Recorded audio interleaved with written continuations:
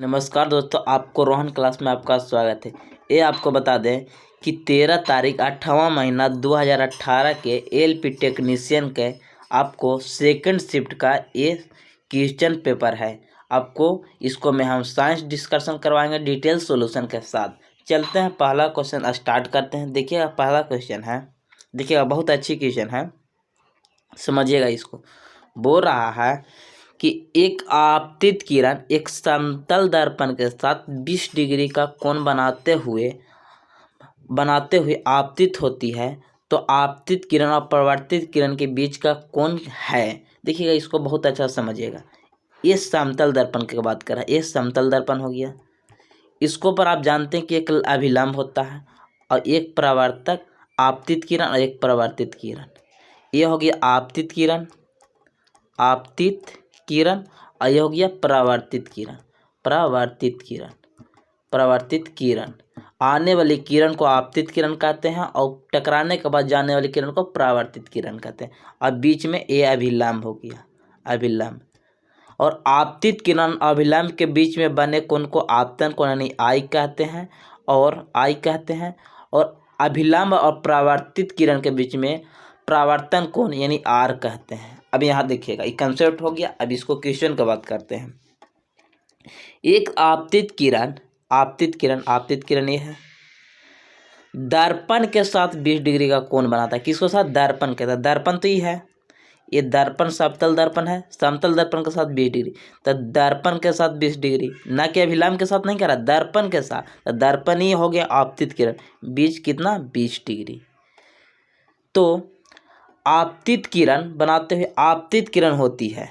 आपतित किरण और परावर्तित किरण के बीच का कोण बताइए। ये आपतित किरण ये हो गया, इसको आपको अच्छा से समझाते हैं। ये आपतित किरण ये हो गया, अब परावर्तित किरण का ये हो गया। दोनों के बीच का कोण पूछ रहा है। तो देखिए, ये 20 है तो ये भी 20 होगा। ये भी दर्पण से जानते हैं कि आपतन कोण और परावर्तित कोण दोनों बराबर होता है। 20 है तो ये 70 होगा, क्योंकि एक तरफ के अभिलंब के बीच ये 90 डिग्री बनेगा। तो 20 है तो ये 70 हो जाएगा और ये भी 70 हो जाएगा। तो किसको कह रहा है? आपतित किरण ये हो गया, ये आपतित किरण हो गया। परावर्तित किरण के बीच बना कोण को कितना डिग्री है? 70 ही है और 70 ही है, कितना है? 140 डिग्री। ऑप्शन नंबर ए हो जाएगा। चलिएगा नेक्स्ट क्वेश्चन। उसके बाद देखिएगा 5 नंबर देखिएगा। बोल रहा है कि निम्नलिखित में से कौन से सरीसृप वर्ग से संबंधित नहीं है, माने रेंगने वाला नहीं है। तो कौन नहीं है? मगरमच्छ है, सांप है, कछुआ है, लेकिन मेढक नहीं है। इसको याद रखिए। सरीसृप जो मतलब रेंग के चलने वाला, और ये का है? उभयचर। कभी देखिएगा ऊपर भी चलाता है, बरसात के मौसम वाला देखिएगा, कभी ऊपर भी चलता है, कभी नीचे भी जाता है। ये कौन हो जाएगा? ऑप्शन नंबर सी हो जाएगा। चलिएगा नेक्स्ट क्वेश्चन। चलिएगा छठा नंबर हो रहा है कि यदि किसी वस्तु का वेग उसके प्रारंभिक वेग से दोगुना हो जाती है, तो उसकी गतिज ऊर्जा प्रारंभिक ऊर्जा से कितना गुना हो जाएगी? तो देखिएगा कितना गुना हो जाएगा। आप जानते हैं काइनेटिक ऊर्जा बराबर 1/2 mv² होता है, mv²। तो कितना v को कितना कर रहा है? 2 गुना, तब v² हो जाएगा, यानी 1/2 m और 2v के होल स्क्वायर। तो कितना हो गया? 1/2 m और v² कितना? 4। इसको कॉमन ले लीजिएगा तो कितना गुना? 4k हो जाएगा, यानी कितना गुना? 4 गुना हो जाएगा, 4 गुना। ऑप्शन नंबर ए हो जाएगा। कितना गुना हो जाएगा? अधिक कहता तो 3 गुना, यानी 3 गुना। अगर कहता कितना गुना अधिक हो जाएगा तो 3 गुना, लेकिन हो जा रहा है कितना? 4 गुना। चलिएगा नेक्स्ट क्वेश्चन। 6 के बाद देखिएगा 9 नंबर बोल रहा है। 9 नंबर देखिएगा, बहुत अच्छी क्वेश्चन है। निम्नलिखित में से कौन सा गलत है? का चुनना है? गलत चुनना है। तो बताइए, पहला कर रहा है पदार्थ के कणों के बीच रिक्त स्थान होता है। देखिएगा, एक हम ठोस ले लिए, एक द्रव ले लिए और एक गैस ले लेते हैं, गैस। ये तीनों पदार्थ की अवस्था आप जानते हैं। ऐसे तो 5 अवस्था होता है कि जनरली 3 को होता है, ठोस, द्रव, गैस। तब इसको बात करें, ठोसों के बीच कण का रिक्त स्थान होता है। अब देखिएगा, ठोस के होता है, ठोस एकदम सटले कण होता है, इसका नहीं होता है। तो यहाँ तो गलत हो गया। और यहाँ देखिए, इसको में रिक्त स्थान होता है, इसको में द्रव में तो रिक्त स्थान हो ही करता है, पूरा सटले नहीं होगा। और गैस में तो अवांतरिक स्थान होता है, बहुत ज़्यादा होता है। तो कितना मान लीजिए टोटल के 100% मानेंगे तो ये तो 33% होगा और टोटल दोनों 66% होगा। मतलब ये 66% सही है और 33% गलत है। तो पहला हम पेंडिंग में छोड़ देते हैं, नहीं मारेंगे। ठीक। पदार्थ के बहुत छोटे कण होते हैं, पदार्थ के कण बहुत छोटे, ये तो बिल्कुल सही कि सभी पदार्थ बहुत छोटे छोटे कण से बना होता है, ये सही है। और मान लीजिए पहले काम पेंडिंग में, क्योंकि उसका ठोस के नियम तो फॉलो कर रहा है कि रिक्त स्थान ठोस में केवल फॉलो कर रहा है कि ठोस में रिक्त स्थान नहीं होता है और द्रव में होता है। तो 66% तो कन्फर्म है ही है। अब 33% के बात करते हैं। फिर देखिए पदार्थों के कण एक दूसरे को आकर्षित करते हैं, बिल्कुल सही है, एक दूसरे को पदार्थ आकर्षित करते हैं, तो कभी गलती ये नहीं हो सकता। अब चौथा देखिएगा, पहला तो मार देते हैं, लेकिन चौथा क्या कर रहा है, पदार्थों के कण स्थिर अवस्था में रहते हैं। देखिएगा ठोस हो गया, द्रव हो गया और गैस हो गया, गैस हो गया। आप ही बताइए ये ठोस है तो स्थिर अवस्था में तो ये रही करेगा, तो इसको 33% मान लिए। और ये द्रव है, स्थिर अवस्था में रहेगा, इसको गिलास से भागा, गिलास में से नीचे गालिएगा तुरंत भाग जाएगा। और गैस तो कहना ही ना, निकाल दीजिएगा तो कहाँ तक जाएगा विसरण की जैसे पता नहीं। तो 66% ही सही है, इस 66% सही है, तो मतलब सही हो जाएगा। 66% का है, ये 33% हो गया। और उसको मैं कहा था रिक्त स्थान कम होता है, तो वो कितना था सही, वो 33% सही था, क्योंकि खाली ठोस वाला नियम फॉलो कर रहा था। तो ऑप्शन नंबर कौन गलत हो गया, डी हो जाएगा, क्योंकि ये 33% ही सही बता रहा है, 66% गलत बता रहा है। सब ध्यान से समझिएगा, फर्स्ट मारिएगा गलत हो जाएगा, क्योंकि वो वहाँ रिक्त स्थान होती है। तो द्रव और गैस दोनों में होता है, तो 66% सही है। लेकिन इसको में कितना स्थान स्थिर होते हैं, 33% सही है कि स्थिर होता है, तो वो नहीं होगा, ई हो जाएगा कन्फर्म, कन्फर्म हो जाएगा ऑप्शन नंबर डी। इसको ध्यान से समझिए। चलिएगा नेक्स्ट क्वेश्चन, चलिएगा नेक्स्ट क्वेश्चन 12 के बाद देखिएगा 13 नंबर। अगर डॉट हो तो जरूर कमेंट में बताइएगा। निम्नलिखित में से एक उचित अनुक्रम में व्यवस्थित कीजिए। तो देखिएगा सजाना है।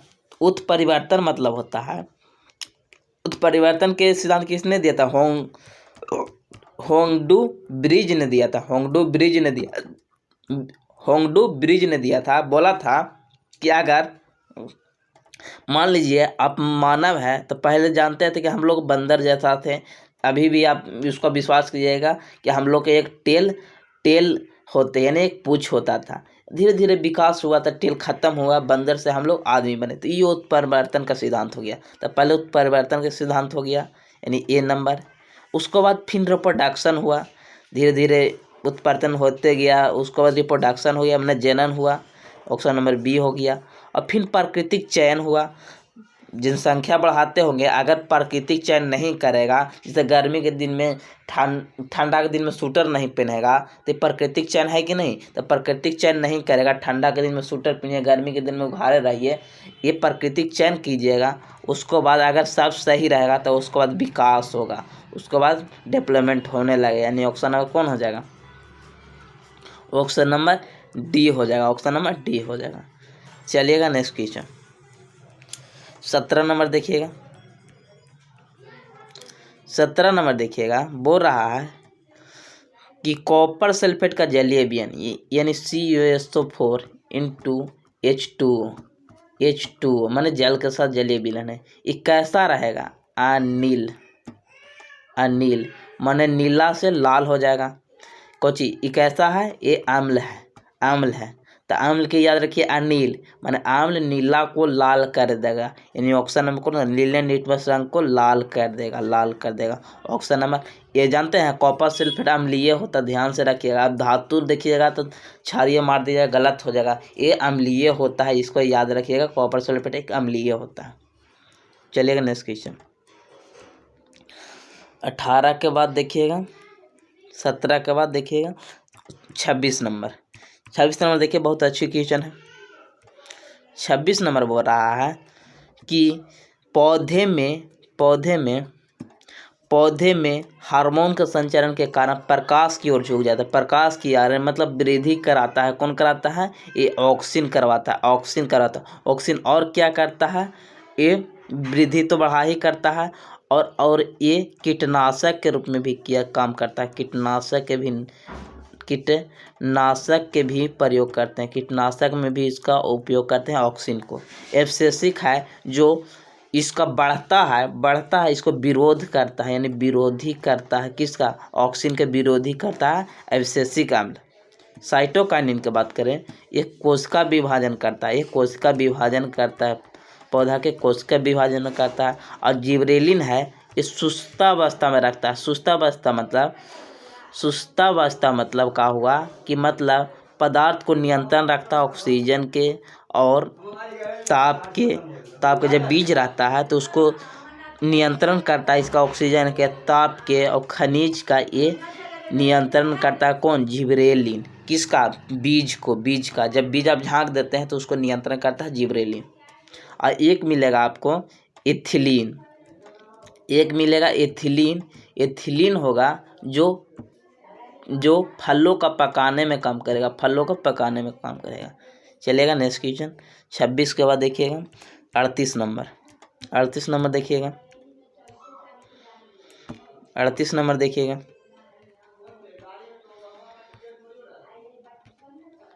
38 नंबर बहुत अच्छी क्वेश्चन है, देखिएगा। 38 बोल रहा है, देखिए 38 वाला आपको इतना ग्रुप डी में पूछा ना, इससे हद से ज़्यादा।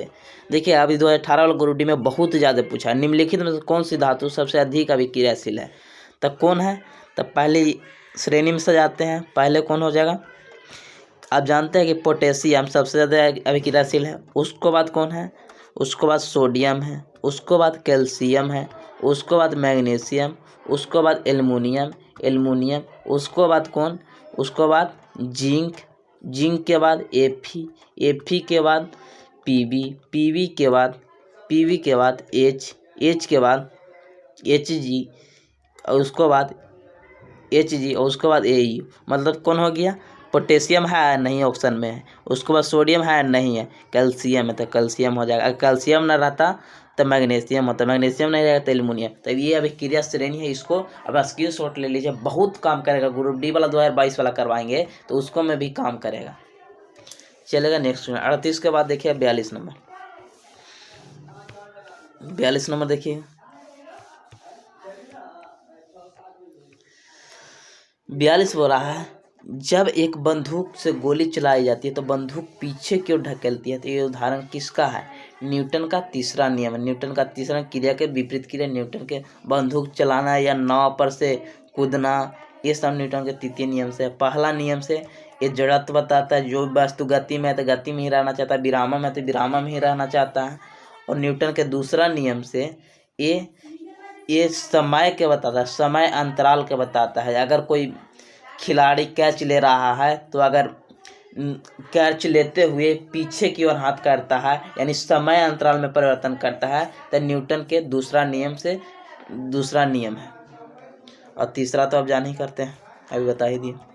चलिएगा नेक्स्ट क्वेश्चन 42 के बाद देखिए 48 नंबर देखिएगा। बोल रहा है 48 नंबर कि किसी वस्तु के ऊंचाई से गिरने पर उसकी स्थित ऊर्जा और गतिज ऊर्जा में क्या होगा। तब जानते हैं कि अगर ऊंचाई से गिराएं तो पोटेंशियल एनर्जी मतलब स्थित ऊर्जा क्या होती है, mgh होती है। और काइनेटिक ऊर्जा में गतिज ऊर्जा ये क्या होता है, 1/2 mv² आता है। तो देखिएगा इसको क्या कर रहे हैं, अगर आप ऊपरे से गिरा रहे हैं वस्तु को तो क्या हो रहा है, हाइट कम रहा है, और हाइट कमेगा तो स्थित ऊर्जा घटेगा, स्थित ऊर्जा तो कम हो जाएगा, ऑप्शन नंबर ए हो जाएगा। और अगर वेग बढ़ रहा है, यहाँ तो वेग बढ़ रहा है, अगर नीचे से गिर रहा है तो हाइट कम रहा, वेग बढ़ रहा है, तो इसको गतिज ऊर्जा बढ़ जाएगा, यानी ऑप्शन नंबर कौन हो जाएगा, ए हो जाएगा। चलेंगे नेक्स्ट क्वेश्चन 48 के बाद देखिए 49 नंबर देखिएगा। इसको मैं थोड़ा सा आप ध्यान दीजिएगा, बहुत अच्छी क्वेश्चन है। शुष्क लिटमस पेपर पर शुष्क HCl को गैस की क्या होगी। तो शुष्क लिटमस तो आपको समझ में होगा, शुष्क मतलब थोड़ा पानी भींगा होगा, नहीं। यहाँ देख लीजिए हिंदी में, इंग्लिश में ड्राई HCl और ड्राई लिटमस पेपर। ड्राई मैंने अब समझिए क्या हो गया। ड्राई मैंने आप तो जान ही करते हैं, थोड़ा सा पढ़ेंगे इंग्लिश तो सूखा। अब यहाँ तो कन्फर्म हो गया, तो ड्राई मतलब सूखा हो गया। अगर सूखा रहेगा तो लिटमस पत्र आम्ल रहे या क्षार रहे, क्षार रहे। अगर कोई चीज सूखा है और आम्ल से भी क्रिया करे या क्षार से भी क्रिया करे, कोइयों से करे, तो उसको सूखा में कोई परिवर्तन नहीं होगा जब तक जलीय विलयन ना रहे। तो जलीय विलयन नहीं रहेगा तो यानी लीले या नीले लिटमस पेपर को अपना रंग नहीं बदलेगा, कोई परिवर्तन नहीं होगा। कब? जब सूखा रहेगा। अब इंग्लिश में, हिंदी में देखिएगा ना तो शुष्क मतलब होता है कि मतलब थोड़ा सा नमी है, लेकिन इंग्लिश में कंफर्म कर दिया ड्राई HCl और ड्राई लिटमस पेपर। इंग्लिश से ही बहुत कंफर्म हो रहा है, यानी शुष्क मतलब यहाँ पर ही सूखा कर लिया है। चलिएगा नेक्स्ट क्वेश्चन। तो कोई चीज सूखा रहे, ईटा रहे, पत्थर रहे, लिटमस पेपर रहे, कोई चीज रहे तो रिएक्शन अम्ल क्षार नहीं करेगा। चलेगा 53। 53 देख लीजिएगा। बोल रहा है लिटमस प्रवाह को मापने के लिए निम्न से कौन सा यंत्र का प्रयोग करते हैं? विद्युत प्रवाह के, सॉरी लिटमस बोल दिया, नहीं सॉरी, विद्युत प्रवाह को मापने के लिए निम्नलिखित में से कौन सा यंत्र प्रयोग करते हैं? तो कौन सा प्रयोग करते हैं? एमीटर को हम लोग विद्युत धारा के प्रवाह को रोकते हैं, माने आई के प्रवाह को हम जांच करते हैं। लेकिन गैल्वेनोमीटर से आई के यानी धारा की उपस्थिति को, मतलब अगर धारा उपस्थित थोड़ा सा भी हो तो उसको पता लगाने के लिए गैल्वेनोमीटर का प्रयोग करते हैं। और वोल्ट मीटर के वोल्टेज के लिए और रियोस्टेट के पर ऐसे होता है चीन इसका, ये देखिएगा ऐसे रहेगा परिवर्तन में, यानी प्रतिरोध परिवर्तन को बताता है। प्रतिरोध मतलब कम बेसी हो रहा है उसका बताता है रियोस्टेट। और वोल्ट मीटर से वोल्टेज मापते हैं। चलिएगा नेक्स्ट क्वेश्चन। 54 बोल रहा है धार्मिक सुधार के क्षेत्र में उनकी सबसे बड़ी उपलब्धि ब्रह्म समाज और ब्रह्मा समाज की स्थापना किसने की थी? किसने की थी? ये ब्रह्म समाज की स्थापना राजा राम मोहन के द्वारा किया गया था। ये राजा राम मोहन के द्वारा किया गया था। और दयानंद सरस्वती के द्वारा आर्य समाज की स्थापना करें। आरती किसको दिखाइएगा? सरस्वती जी के लिए आर्य समाज की स्थापना दयानंद सरस्वती के द्वारा किया गया था। विवेकानंद बेलूर मठ की स्थापना किए थे, बेलूर मठ की स्थापना किए थे। और श्री राम जी अम्बेडकर, ये भीमराव अम्बेडकर का बात कर रहे हैं। ये तो आपको संविधान ही लिखे हैं, बहुत महान, इनको बारे में तो कह नहीं सकते हैं। अब अनुच्छेद 32 को ही इसी ने कहे हैं कि ये हमारे संविधान की आत्मा अनुच्छेद 32 है। एक ध्वनि तरंग की आवृत्ति 4 किलोहर्ट्ज है, मतलब आवृत्ति मतलब एन कितना है? 4 किलोहर्ट्ज, मतलब 4/3 किलो मतलब 10 के पावर 3, कितना हर्ट्ज का है आवृत्ति है। तरंगधर 40 सेंटीमीटर है, मतलब लैम्डा बराबर 40 सेंटीमीटर। अगर सेंटीमीटर है तो इसको मीटर में बदलेंगे तो क्या करेंगे? 100 से भागा देंगे, 100 से भागा देंगे, यानी कितना हो गया? ऑप्शन ये कितना मीटर हो जाएगा? लैम्डा को मीटर में बदल दीजिए, यानी 0.4 मीटर हो जाएगा लैम्डा, यानी तरंगधर। और कितना किलोमीटर दूरी तय करना है? कितना? 3.2 किलोमीटर, मतलब इसका डिस्टेंस कितना है?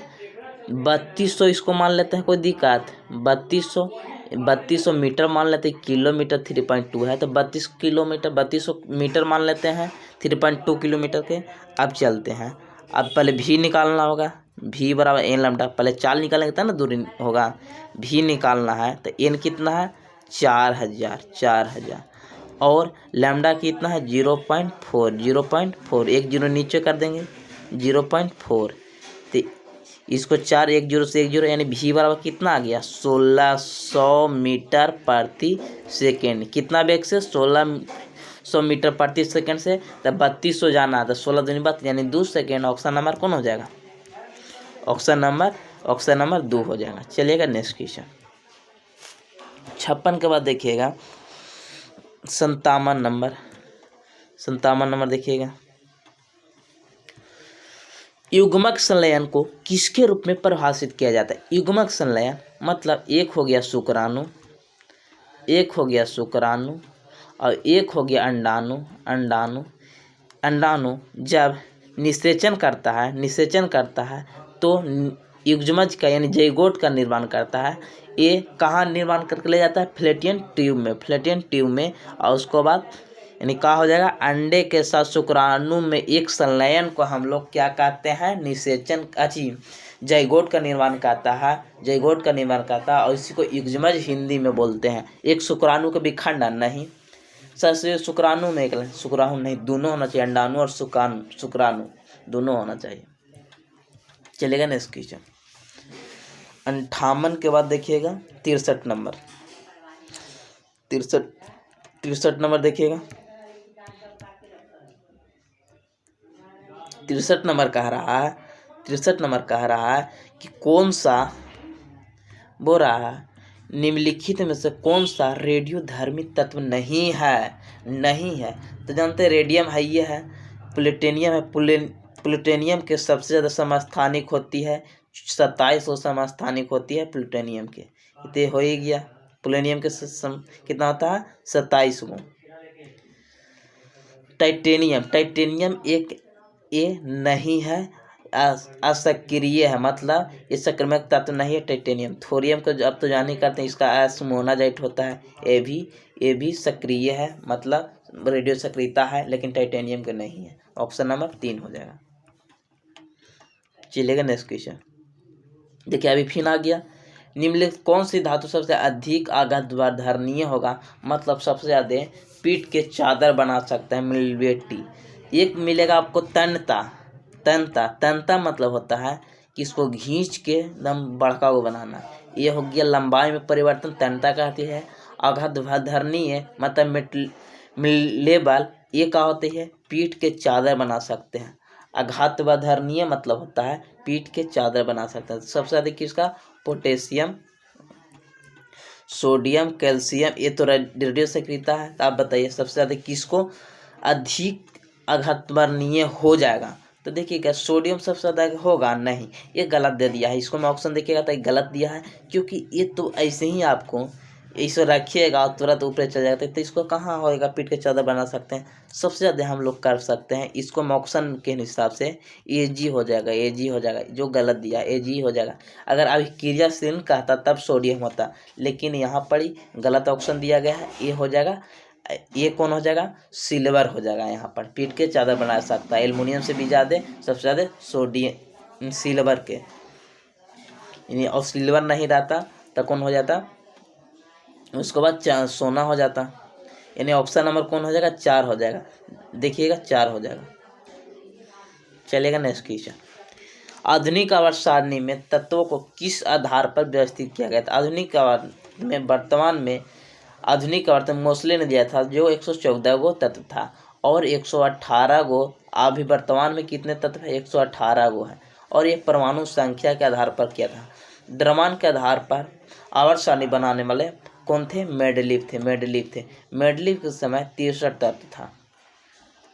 चलिएगा नेक्स्ट क्वेश्चन, उसको आप देख लीजिएगा, वो गलत बताया गया है। अगर ऑप्शन भी दिल है तो गलत है, क्योंकि उसका नहीं, उसको पीठ के चादर बना सकते सोडियम की। यार सीधा हम निकालेंगे केरोसिन से, वो लहर जाएगा, वो गलत है। चंद्रमा की सतह पर एक लड़का का भार 300 न्यूटन है, तो पृथ्वी की सतह पर उसकी लड़के का भार क्या होगा? तो देखिएगा कहाँ चंद्रमा पर 300 है, तो इसका 600 गुना हो जाएगा, यानी कितना? 300 गुने 6 यानी 1800 न्यूटन हो जाएगा। 1800 न्यूटन कहाँ? पृथ्वी पर हो जाएगा। और चंद्रमा पर 1/6 जी होता है, 106 जी होता है, लेकिन 6 गुना यहाँ द्रव्यमान हो जाएगा। तो कितना? चंद्रमा पर 300 है, तो इसका 6 गुना यानी 1800 न्यूटन हो जाएगा पृथ्वी पर। चलिएगा नेक्स्ट क्वेश्चन, नेक्स्ट देखिएगा, बोल रहा है कि 4 तत्वों की परमाणु संख्या F9, फास्फोरस 15, क्लोरीन 17, आर्गन, इनमें से कौन सा 2 रासायनिक गुण समान है? तो आप जानते हैं कि रासायनिक गुण समान कब होता है? किसी वर्ग के एक वर्ग के तत्व को समान होती है। एक वर्ग में अगर पहिलका में है सब, तो सबके गुण समान होगा, संयोजकता भी समान होगा। तो इसी तरह देखिएगा फ्लोरीन है, तो फ्लोरीन कितना ग्रुप के है? 17 के हैं, और क्लोरीन भी 17 के हैं, 17 वर्ग के हैं, 17 वर्ग के। कौन कौन है? First class biryani in Australia. तो 17 में कौन है? फ्लोरीन है, क्लोरीन, ब्रोमीन है, आयोडीन है, एस्टिमनी है। ये सब किसका हो गया? 17 ग्रुप के। तो कौन हो गया? ए और ए वो के हैं। अब ये आर्गन देखिए, ये 18 यानी 0 वर्ग के है, 18वां वर्ग के। तो ये खत्म हो गया। और ये 15 इससे पहले हो जाएगा। ये कौन वाला वर्ग में हो जाएगा? लगभग ये 15वां ग्रुप के हो जाएगा। कौन? 15वां ग्रुप के फास्फोरस हो जाएगा। तो कौन हो गया? 2 गो समान गुण को हो गया, फ्लोरीन और क्लोरीन हो गया। चलिएगा नेक्स्ट क्वेश्चन। नेक्स्ट क्वेश्चन देखिएगा, नेक्स्ट देख लीजिएगा। खत्म हो गया। जय हिंद, जय भारत। उम्मीद की हूँ कि अच्छा लगा होगा, और कमेंट बताइए कैसा लगा, जरूर बताइए, और क्या दिक्कत हो रही है आप बताइएगा, हम सुधारने की कोशिश करेंगे। जय हिंद, जय भारत। अगर और क्लास चाहिए कोई चीज़ को तो ज़रूर कमेंट कीजिएगा।